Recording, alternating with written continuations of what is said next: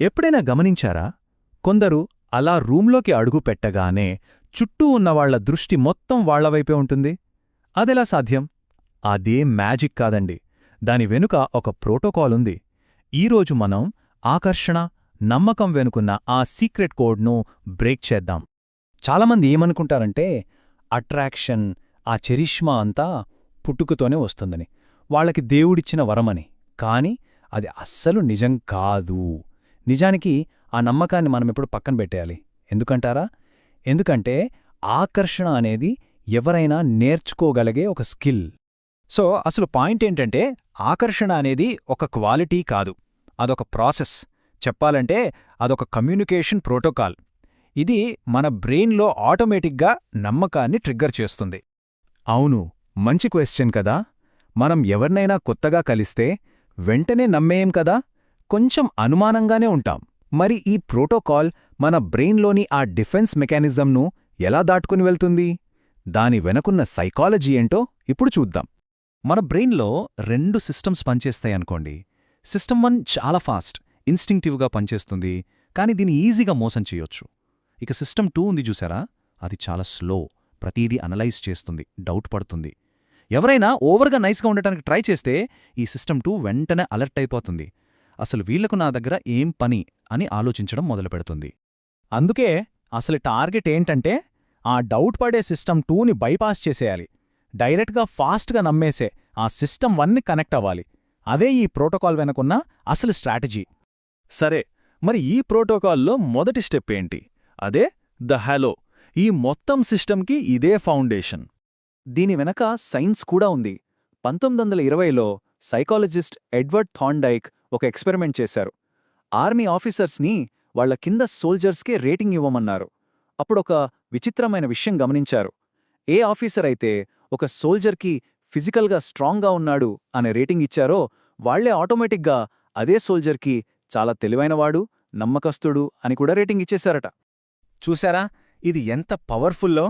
ఒక్క positive quality ఒక హ్యాలోలాగా, అంటే ఒక వెలుగులాగా పనిచేసి వాళ్ళకి మిగతా విషయాలేవి కనిపించకుండా చేసేసింది.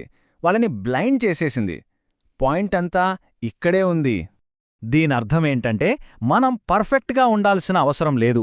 కేవలం ఒకే ఒక్క హ్యాలో ట్రైట్ని, అంటే ఒక స్పెషల్ క్వాలిటీని చాలా ఖచ్చితత్వంతో బయటకు చూపిస్తే చాలు. ఉదాహరణకి టైంకి రావటం, లేదా చాలా ప్రశాంతంగా నెమ్మదిగా మాట్లాడటం. అలా ఒక్క క్వాలిటీని మనం ప్రొజెక్ట్ చేస్తే చాలు, మిగతా మంచి క్వాలిటీస్ అన్నీ అవే ఉన్నాయని ప్రపంచం ఊహించుకుంటుంది. ఓకే, ఇది ఫస్ట్ స్టెప్. ఇక రెండవ స్టెప్ ఏంటో చూద్దాం. అదే సహాయం అడగడం. మనతో కొంచెం దూరంగా ఉండేవాళ్లను, చాలా జాగ్రత్తగా ఉండేవాళ్లను కూడా దీనితో ప్రభావితం చేయొచ్చు. ఈ టెక్నిక్ని బెంజమిన్ ఫ్రాంక్లిన్ చాలా బాగా వాడారు. ఆయనకు ఒక పొలిటికల్ రైవల్ ఉండేవాడు. అతను ఫ్రాంక్లిన్ను అస్సలు ఇష్టపడేవాడు కాదు. ఫ్రాంక్లిన్ ఏం చేశాడంటే అతనితో గొడవ పడకుండా ఒక చిన్న ఫేవర్ అడిగాడు. తన దగ్గర లేని ఒక చాలా రేర్ బుక్ని అప్పుగా ఇవ్వమని అడిగాడు. ఆ చిన్న ఫేవర్ అడిగిన తరువాత ఏం జరిగిందో తెలుసా? వాళ్ళిద్దరూ లైఫ్ లాంగ్ ఫ్రెండ్స్ అయిపోయారు. అద్భుతం గదా!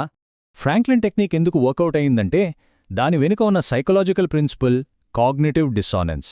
అంటే ఏంటంటే మన బ్రెయిన్ ఒకేసారి 2 ఆపోజిట్ ఆలోచనల్ని హ్యాండిల్ చేయలేదు.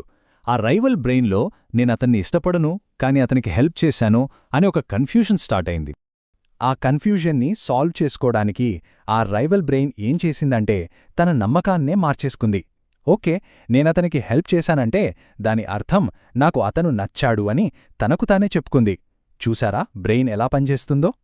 సో ఇక్కడ మనం నేర్చుకోవలసిన పాయింట్ చాలా సింపుల్ అండ్ పవర్ఫుల్. ఒకని నమ్మకాన్ని గెలవాలంటే మనం వాళ్ళకి హెల్ప్ చేయడం కాదు, వాళ్ళని ఒక చిన్న హెల్ప్ అడగాలి. అలా అడగడం వల్ల వాళ్ళ బ్రెయిన్ ఆటోమేటిక్గా మనం వీళ్ళకి హెల్ప్ చేశాం అంటే వీళ్ళు మనకి నచ్చినట్టే అని ఫిక్స్ అయిపోతుంది. సరే, ఇక ఫైనల్ స్టెప్కు వచ్చేసాం. ఇది చాలా ఇంట్రెస్టింగ్గా ఉంటుంది. ఇది పర్ఫెక్ట్గా ఉండాలి అనే ఐడియాను పూర్తిగా తలగిందులు చేస్తుంది. 1966లో ఇలియట్ ఆరెన్సన్ అనే సైకాలజిస్ట్ ఒక చిన్న ఎక్స్పెరిమెంట్ చేశారు. చిన్న చిన్న తప్పులు, లోపాలు మన అట్రాక్షన్ను ఎలా ఎఫెక్ట్ చేస్తాయని తెలుసుకోవడానికి. రిజల్ట్స్ చూసి అందరూ షాక్ అయ్యారు. అంత పర్ఫెక్ట్గా చేసిన ఎక్స్పర్ట్ కన్నా పొరపాటున కాఫీ ఒలకబోసుకున్న ఎక్స్పర్ట్నే ఆడియన్స్ చాలా ఎక్కువగా ఇష్టపడ్డారట. వాళ్ల లైకబిలిటీ రేటింగ్ అమాంతం పెరిగిపోయింది. దీనినే ప్లాన్డ్ ఫ్లా అంటారు. అంటే కావాలని చేసే చిన్న పొరపాటు. ఆ చిన్న మిస్టేక్ ఆ ఎక్స్పర్ట్ని మనలో ఒకరిగా మరింత హ్యూమన్గా చూపించింది. అమ్మో, ఈయన పెద్ద తోపు అనే ఫీలింగ్ను తగ్గించి వాళ్ళని మరింత దగ్గర చేసింది.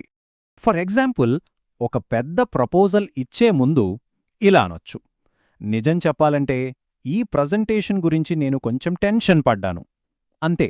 ఆ ఒక్క మాటతో 5 సెకండ్లలో నిజాయితీగా మనలాంటి మామూలు మనిషిలా కనిపిస్తారు. సరే, ఇప్పటిదాకా మనం 3 స్టెప్స్ చూశాం కదా. ఇప్పుడు వాటి అన్నింటినీ కలిపి ఒక సింపుల్ యాక్షన్ ప్లాన్గా మార్చుదాం. నమ్మకాన్ని ఎలా బిల్డ్ చేయాలో స్టెప్ బై స్టెప్ చూద్దాం. ఇదిగో 7 days action plan. First 2 days మీ హాలో ట్రేట్ ఏంటో డిసైడ్ అవ్వండి. మీరు ఏ ఒక్క క్వాలిటీని ప్రొజెక్ట్ చేయాలనుకుంటున్నారో ఫిక్స్ అవ్వండి. ఆ తర్వాత 3, 4 రోజున మీ టార్గెట్ని ఒక చిన్న ఫేవర్ అడగండి. 5వ, 6వ రోజున కావాలనే ఒక చిన్న తప్పు చేసి దాన్ని ఒప్పుకోండి. ఇక ఫైనల్గా 7వ రోజున మీరు బిల్డ్ చేసిన ఈ నమ్మకాన్ని వాడుకుని మీకు కావాల్సింది అడగండి. సో, ఇప్పుడు ఈ ప్రోటోకాల్ గురించి మనకు తెలుసు. దీని ఒక పవర్ఫుల్ వార్నింగ్తో ముగిద్దాం. నమ్మకం కోసం ఎదురుచూడొద్దు, దాన్ని మనమే నిర్మించాలి. కాని గుర్తుంచుకోండి, దీన్ని చాలా జాగ్రత్తగా ఒక సర్జన్ లాంటి ఖచ్చితత్వంతో వాడాలి. లేదనుకోండి, ఎవరైనా ఇదే టెక్నిక్ని మనపై ప్రయోగించినప్పుడు ఆశ్చర్యపోవడానికి ఏమీ ఉండదు.